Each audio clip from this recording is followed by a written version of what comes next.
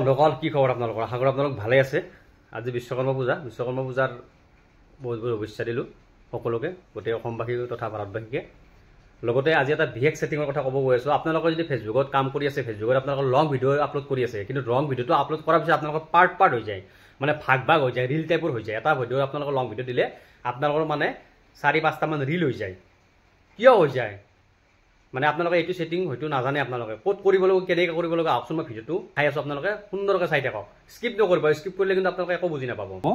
আপোনালোকে যেনেকৈ ভিডিঅ' দিয়ে আপোনালোকে লং ভিডিঅ' দিলে ইয়াতে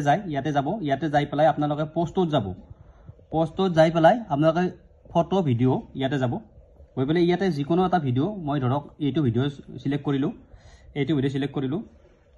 এই ভিডিঅ'টোত আপোনালোকৰ ইয়াতে লিখিব আপোনালোকে যি লিখিব ডেছক্ৰিপশ্যন লিখিব আপোনালোকে মানে কেনেকুৱা ধৰণৰ মানে ভিডিঅ' বনাইছে কিহৰ ওপৰত ভিডিঅ'টো বনাইছে ইয়াতে আপোনালোকে ডেছক্ৰিপশ্যন লিখি পেলাই ইয়াতে দিব আৰু ডেছক্ৰিপশ্যন লিখি কিনে আপোনালোকে নেক্সট কৰি দিব নেক্সট কৰি দিয়াৰ পিছত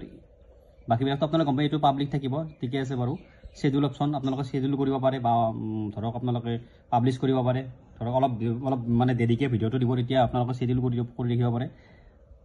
আপোনালোকে যাব এতিয়া অৰিজিনেল আমি যিটো মানে আচলতে অৰিজিনেল টপিকটো হৈছে আমি কিটোৰ কাৰণে আহিছোঁ আমাক ধৰক আমাৰ ভিডিঅ'টো ভাগ হৈ যায় যে এই ভাগ হৈ যোৱা ভিডিঅ'টো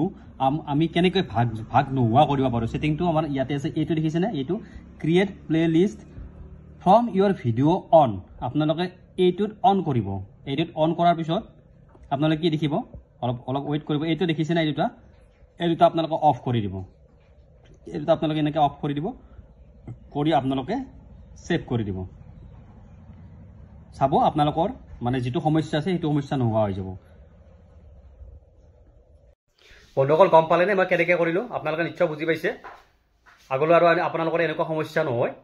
যদি ভিডিঅ'টো ভাল লাগিছে ইনফৰ্মেটিভ হয় তেতিয়াহ'লে লাইক শ্বেয়াৰ ছাবস্ক্ৰাইব কৰিলে মোৰ ভিডিঅ'বিলাক আপোনাৰ তাত সোনকালে যাব আৰু আপুনি চাব পাৰিব জয় আই অসম।